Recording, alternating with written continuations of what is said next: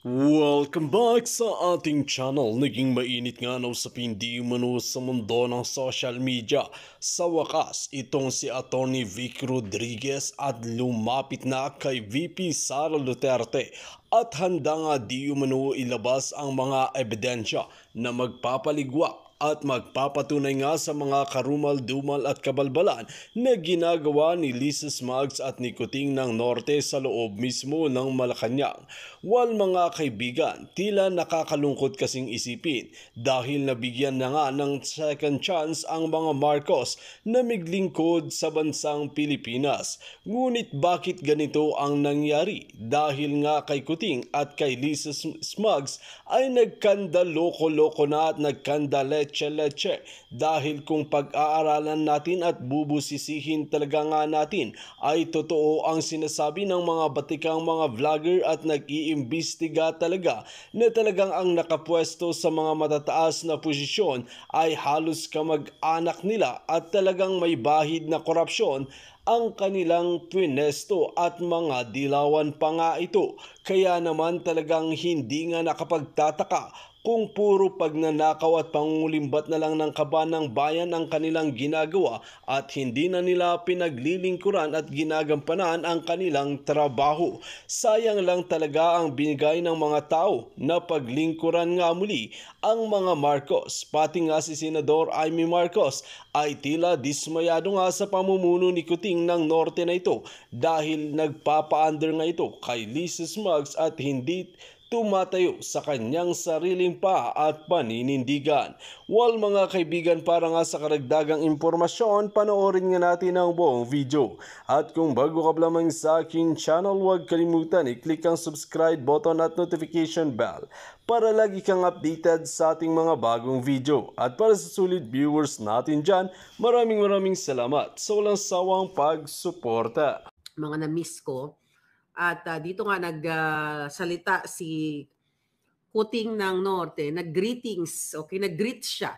Nag-send siya ng greetings sa at the eve of Martin Romualdez' birthday. At ipinlay pa pala ito sa Congress. Okay. At talagang based sa kay Harry Roque bilang isang dating kongresista, ang ini-airy lang dapat o ang ini-airy sa plenaryo, about sa presidente o yung pag nagkaroon ng state of nothing achieved. But ito ay birthday greetings. So ito ay isa na namang strategy, okay, ng pag-aabuso ni Martin Romualdez sa kanyang kapangyarihan para sindakin ang mga nasa Kongreso para umalyado na sa kanila para tuluyan ng wasakin itong si Inday Sara. Ako, sabi ko naman sa inyo, kung nalulungkot ang karamihan, ako actually, hindi ako nalulungkot. Kasi alam mo kung bakit? Itong mga pangyayaring ito ay magba-backfire lahat to sa kanila. Sa ginagawa kay Inday Sara at kay Pangulong Duterte. Kasi ang bawat hakbang na ginagawa talaga ni Romualdez, ni Tambaloslos, ay madalas dyan, ang kasabwat talaga niya ay si Lisa Ahas. Remember yung sinasabi ko sa inyo na Okada, ang Okada Manila kung saan si Tambaloslos at si Kuting at si Lisa ay talagang magkasabwat sila para kumubra dyan sa Okada Manila na yan. So, bawat kilos ni Martin Romualdez ay tandem talaga sila ni Lisa Ahas. So, ngayon, balik tayo doon sa statement ni Kuting sa greetings niya. Okay, kay Tambaloslos. Sinabi ni Marcos Jr. sa birthday ni Tambaloslos noong November 13 ng gabi dyan sa Pilipinas. Sabi niya, ni Kuting, let's hope to keep that working relationship strong and vibrant. Okay? Sabi niya kay Tambaloslos, itong magpinsang ito. Yeah, talaga namang lalong lumalakas at tumitindi. Okay? Naging vibrant. kumukuti-kutitap ang negosyo nila sa smuggling and bribery at pangangamkam ng pera sa bawat ahensya. And it's really true. Sabi pa niya, let's look forward to the years to come where we can do even more good work together. Good work together para i-transfer ang mga pera ng bayan. Alright? Yan ang ibig sabihin niyan, hindi yung good work together for you, Filipino people. Ngayon, ano ba title natin dito? Magtatandem? Attorney Vic and Inday Sara, magtatandem. Tambaluslos at ahas. Sino gusto nyo? Vic Rodriguez o Duterte Rodriguez?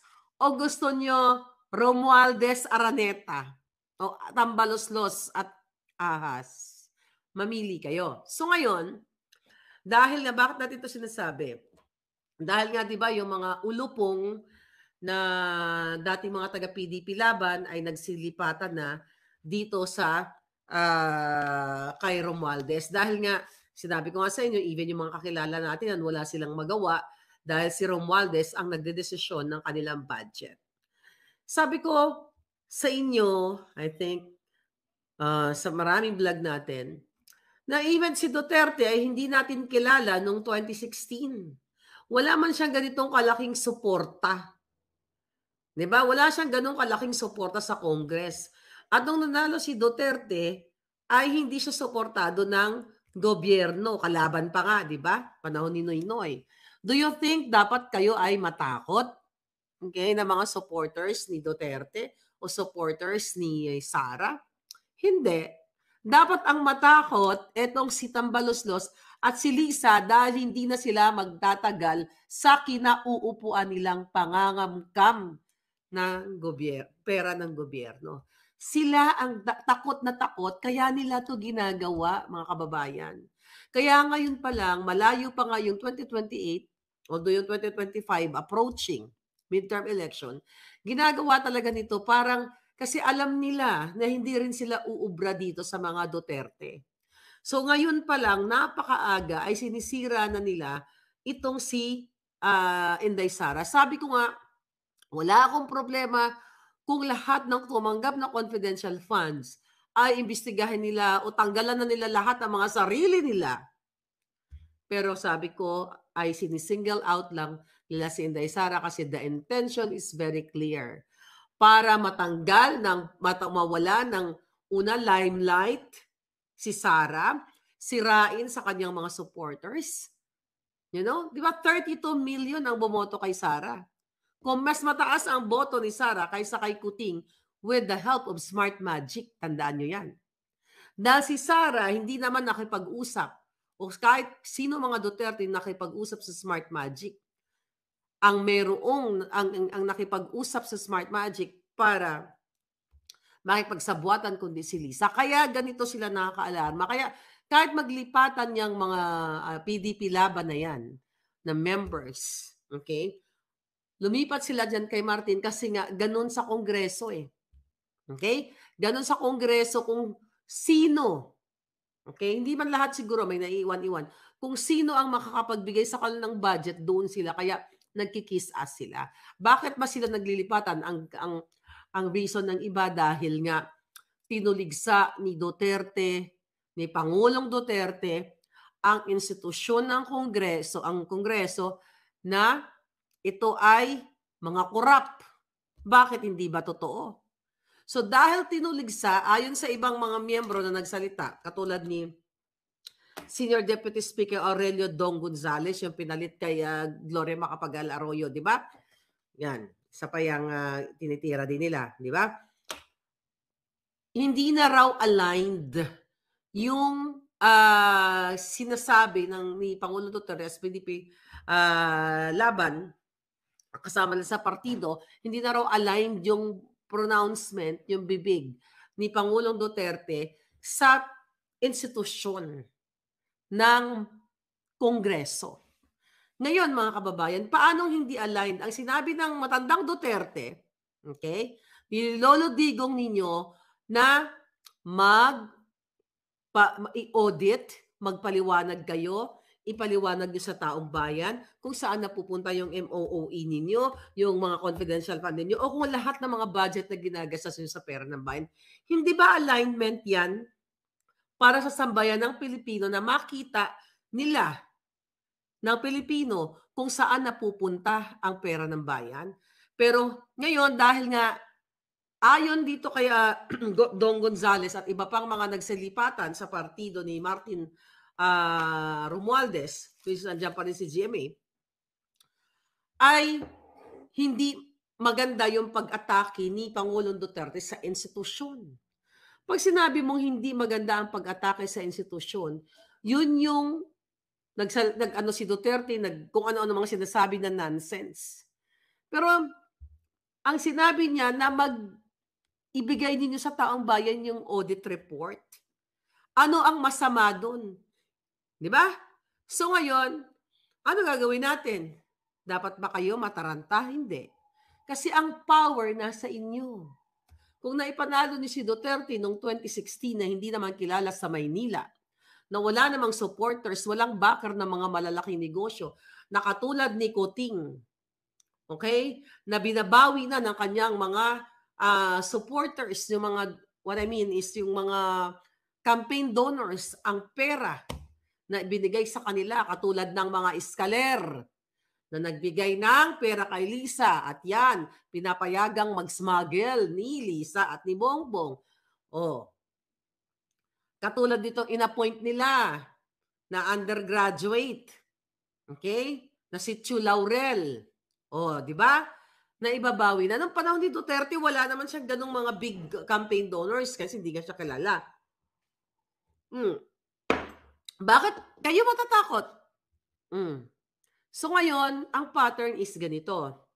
Bakit Sara Duterte at Attorney Vic Rodriguez ang pinopropose ko? You know? Pinopropose ko sa inyo. Kasi pareho silang dalawang nabudol. Yan. DA Secretary Kat Serrano. Yan, Palangga. I think I know you. Di ba? Lagi ka nagko-comment ng Palangga. Saka nag-high school Palangga. So anyway, mga kababayan, bakit Sara Duterte Rodriguez? Kasi itong dalawang to parang nabudol. Si Rodriguez, si Attorney Rodriguez, nung binaboy siya ng asawa ni Kuting na si Lisa Ahas Araneta Marcos, never ever siyang ipinagtanggol ng kanyang matalik na kaibigan. Not really matalik eh. Ng kanyang sinilbihan bilang Chief of Staff na ipinagtanggol niya sa lahat ng pambabatikos na mga dilawan na kaalyado na ngayon ni Kuting at ni Lisa. Never ever man lang nagsalita ang Kuting ninyo para ipagtanggol ang kanyang Chief of Staff na naglingkod sa kanya at reason kung bakit siya lagi, di ba, kahit sa kabila ng mga batikos sa kanya ng mga dilawan, regarding sa electoral protest, pinagtanggol ni Vic Rodriguez, spokesperson and everything. Pero ni isa, ni ho, may nakita ba kayong pagtatanggol ni Kuting? Tinraidor si Attorney Vic Benudol. It's the same thing na ginagawa dito kay Inday Sara na binubudol din siya ni Kuting. Dahil sa kasamot-sari na babastos, pagbibintang at pagdidiin, pagsisira kay Inday Sara ng kanyang pinsan na si Tambaluslos at ng kanyang asawa na si Lisa Ahas, ay wala siyang pronouncement, wala siyang binitawang salita. Eh alam naman ni Inday, well, itong dalawang ito, si Attorney Vic at saka si Inday Sara, may common denominator sila.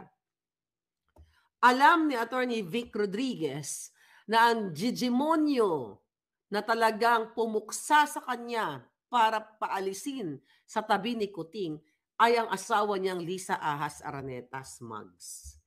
At alam na alam din ni Inday Sara na ang gumagawa nito sa kanya ngayon ay si Lisa at si Tambaluslos. Inday, I'm telling you, ilang buwan na yata ang sinasabi ko dito noong nakaraan pa. Na-miss-send si Ahas sa'yo ng mensahe, di ba? Nagra-rant siya laban sa'yo. Na-screenshot mo nga yun dahil. Booking mo na. 'Di ba? Alam na alam mo na itong ahas na ito ay siya punot dulo ng pinagagawa sa'yo. Ang confidential fund, lahat planado. Pinlano ka na. Kung hindi mo pa rin yan, Day, nararamdaman, ay ambot na lang, giatay. Alright? We will always carry the flame that will burn until Duterte returns, sabi ni At Home TV. Ayun nga, mga palangga. So yung pinag-uusapan natin, ang layo-layo pa nga ng eleksyon, di ba? Pero gusto nang gibain si Inday Sara. Ibig sabihin, nakikita nila na sobrang lakas ni Inday Sara na kailangan nilang gibain ngayon pa lang. Kaya ako, sabi ko sa inyo, hindi tayo dapat nalulungkot. Dapat nagdidiwang tayo everyday kasi lalo tayong lumalakas. Kasi pag dumating yung Speak Up Day, na sinasabi ko, katuwang natin yung mga military in uniform na sukang-suka sa mukha ni Lisa at ni Tambaluslos. Imagine nyo, alam ng men in uniform na may nagpakamatay na PSG dahil kay Lisa sa pambubulyaw ni Lisang Digimonia. Pipi Sara, pumalag ka na. Ikaw na lang hinihintay, sabi ni Sir Zorro. Ayan, correct. Alam na alam to ni Inday. Pumalag na kayong dalawa ni Attorney Vic. Nasa inyong dalawang alas, actually. Nasa inyong dalawang alas, hindi na kay Attorney Vic. So mga palangga, hindi kayo dapat nalulungkot. Dapat lalo kayo nagiging malakas. Kasi pag nalulungkot kayo at lulundo-lundo, okay, lulundo-lundo, ay kaluoy man si Inday, no. This is it. Kaya nangyayari ito para lalo tayong maging malakas na maitumba itong ulo ng ahas. Kasi kung hindi natin to nakikita, wala naman tayong pag-uusapan. Di ba? Akala natin galing-galing ni Kuting. Kung wala ba tayong mga puting ahas na si Lisa ay kumukubra sa Okada, si Lisa ay pinapanalo ang mga tao, yung mga kasabwat niya sa loto maya-maya at hinahatid sa offshore account nila. Wala tayong pag-uusapan. Tingin natin sa kanila mga anghel at santo. Kung walang issue si Martin Romualdez na nagbigay ng 2 milyon sa $2 million dito sa Harvard sa kabila ng kahirapan ng Pilipinas, wala tayong babatikusin. Kung hindi natin nalaman na si Martin Romualdez ay tumanggap ng 3 million lang luggage, di ba? 3 billion. Diyan sa issue, diyan sa gaming ano na yan, Okada na yan. Wala tayong pag-uusapan. Kung hindi natin nakikita kung paano nila tinatrabaho si Inday, wala tayong pagdadapatehan ngayon. Wala tayong usapin. Kung hindi nag-expose ang mga puting ahas natin, na si Lisa ay lumalaklak ng alak at pulburon sila ni Kuting at vangag-vangag ang mga hitad. Ibig sabihin, perfect ang government natin.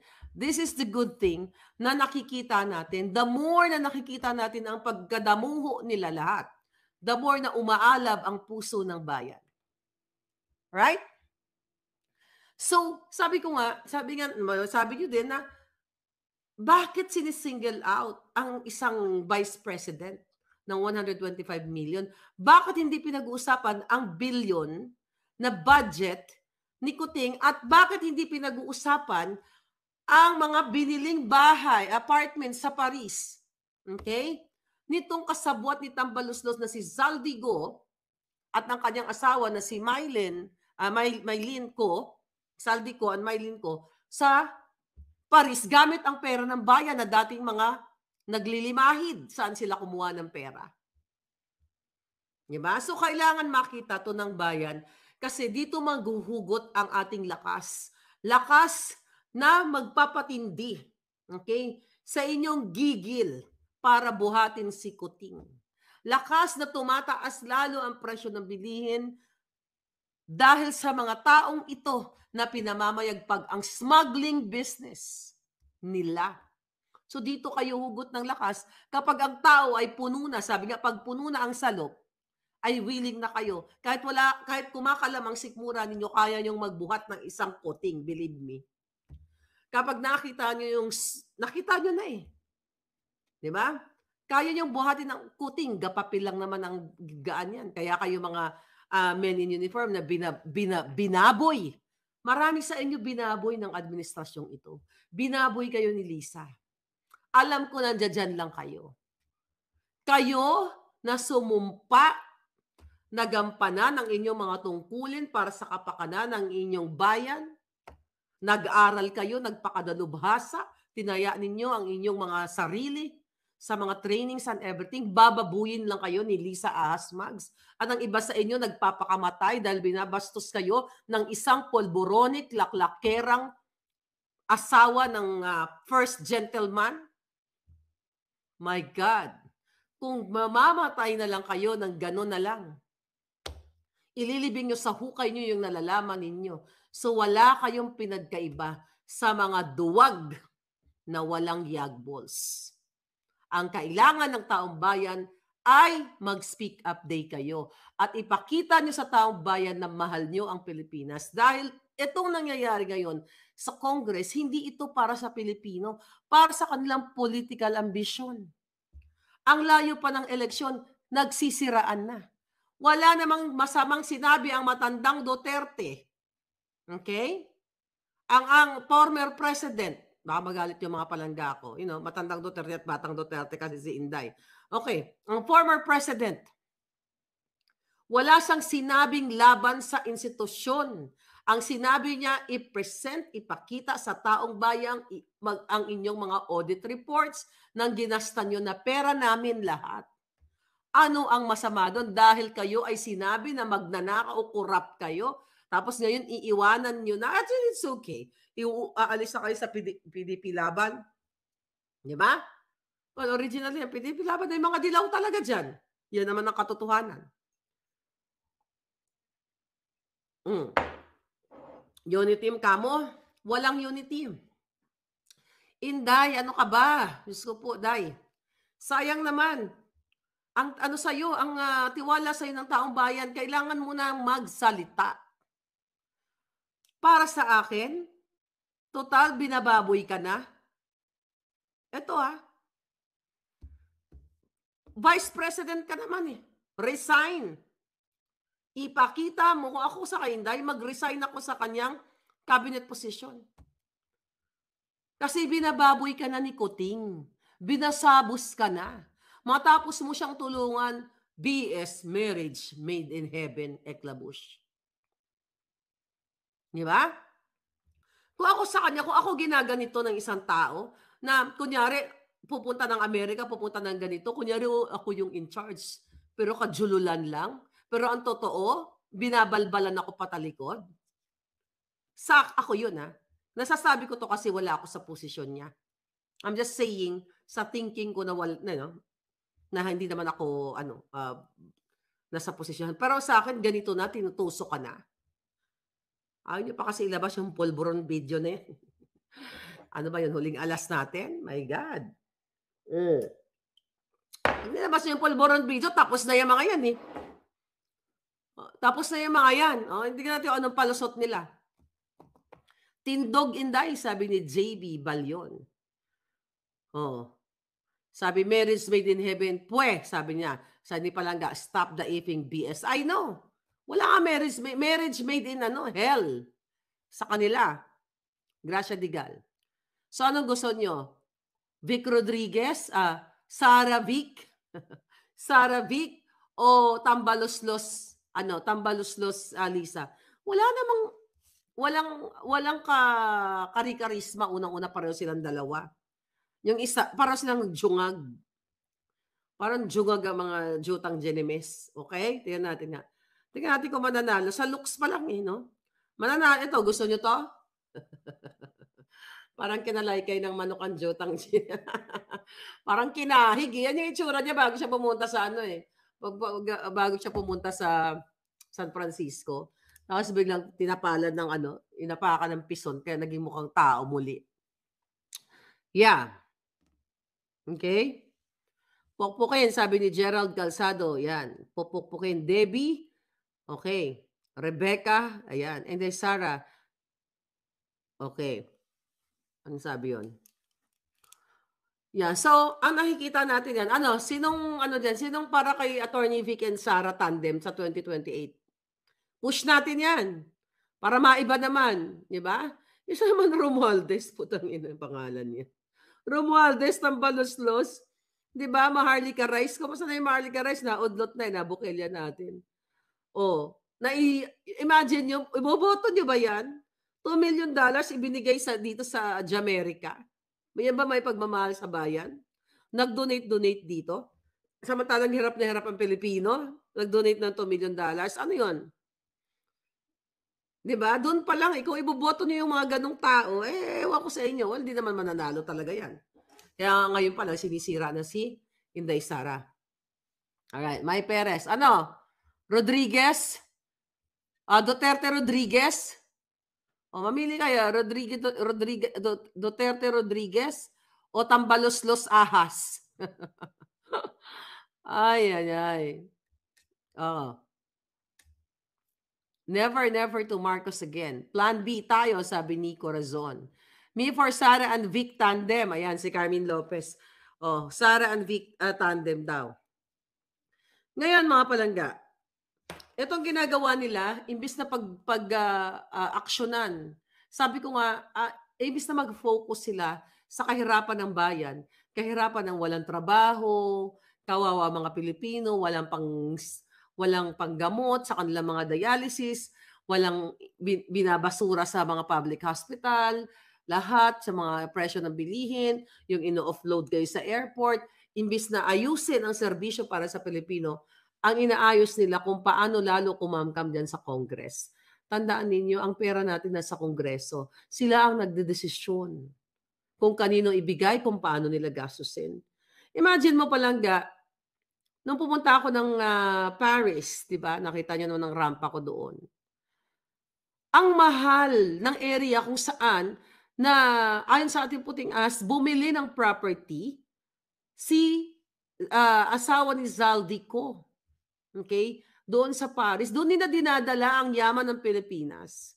Hindi lang yan, kasama din si Puso, kasama din si Quezon, kasama din si Tambaloslos, kasama lahat ng mga buwaka ng inang gumagastos ng pera ninyo. Sila doon nagpasosyal-sosyal sa Paris, buti sila lang, kung katulad sila ni Maharlika na pasosyal-sosyal, hindi naman nakaw sa bayan. Sila ninanakaw ang pera ninyo, binibili ng property, binibili ng mga designers and everything, nilalamon ng mga buwaka ng ginames, hindi pa nabulunan ng mga hayop habang umiinom ng hot chocolate. Hindi pa napaso, ano. Tapos habang talang kayo ay binubudol. Every single day binubudol kayo ni Kuting at ni Lisa. Kaya kung meron tayong tatargetin, ito lagay nyo sa isip ninyo. Sa everyday nyong buhay sa social media, kahit ano mga segue na mga topic, andyan si Delima, huwag nyong kalimutang i-attach ang pangalan ni Lisa at ni Kuting. Kasi sila ang dalawa, lalo na ang babaeng ahas, ang may basbas sa lahat ng nangyayari, kung sino ang palayain, kung sino ang patakasin. Yan po ang nangyayari dyan. So, Duterte Rodriguez daw. Lisa Smugs, meron Lisa Smugs dito. Excuse me. Oh, sabi ni Florin Kaiso, ma'am, nanonood pala sa'yo si Christopher Min. Hi to Nanay Christy. Oo nga napanood ko nga yung Puso at ano niya Puso at Keso. Totoo naman yon, di ba? Si Puso, kahit asawa ng senador, nag-flex ng kanyang susu bells. Not good. Yeah, thank you, Nanay Christy and two guys. Ano pangalan ng dalawa na ni Romel at si isa yung kababayan ko, Ilonggo, si Palangga. Ano sa pangalan ng isa pa? I-comment nga dyan, Palangga. Savik sa pagbabago. Ay, ang ganda niyan, ha? Oh, sabi ni Den Scorpion, Savik sa pagbabago. Sarah and Vic. Okay. Maria Rosario Arseno. Pati si Rowena Guanzon nanood din po sa inyo. Nabasa ko. Shout out kay Inday Rowena sa una. Nag-inaway kami nga. You know what? Sige, I'll talk about Rowena Guanzon. Kababayan ko yan si Inday. Yan kasi si Inday Rowena, may ano din yan, may eksena. But anyway, okay, sige, let's forget about that eksena in the past. Let's talk about that. Thank you. Okay? At nanonood daw siya sa mga revelasyon. Thank you for watching. And kaya ako naman inaway yan, sa totoo lang, kaya ako, bakit ba natin, Dito nga natin makikita mga kaibigan na talagang handa na nga makipag-tandem si Atty. Vic Rodriguez kay VP Sara para patumbayin ang mga tambaluslos na korap na opisyalis ng bansang Pilipinas at talagang hindi pinaglilingkuran at tinutupad ang kanilang mga pangako sa taong bayan. Maraming umaasa sa pagbabago ng bansang Pilipinas, ngunit bakit ganito ang nangyari? Naghari-harian ang mga tambaluslos na politiko. Well mga kaibigan, kung kayo ang tatanungin ano ang inyong mga opinion, just comment below sa ating comment section at ating pag-uusapan.